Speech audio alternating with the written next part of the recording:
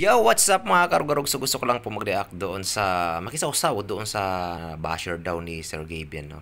Na puro lang daw pag-flex ng mga yaman. Okay, may tanong lang ako doon sa ng bash, no? Tanong ko lang po sa iyo, sir or ma'am, kung sino ka man. Nung panahon po ng nagpapalaki pa lang si Sir Gaben, yung team ni Sir Gaben, yung magkakapatid na Kapinpin Brothers na yun, asan ka po?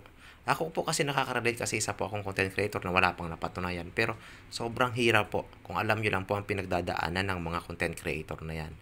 Okay, ngayon tama nga naman yung kasabihan kapag namumunga na, 'di ba, binabato na. So ganun po ang nangyayari.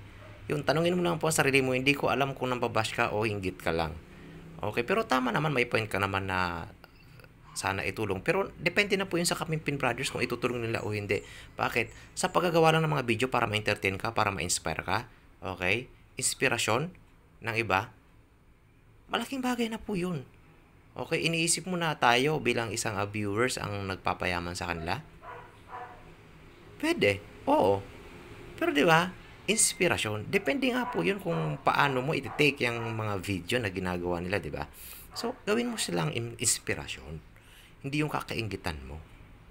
Di ba? Ganun tayo eh. Kapag nandun tayo sa tuktok, yun na lang tinitingnan natin, sasabihin natin lumalaki yung ulo.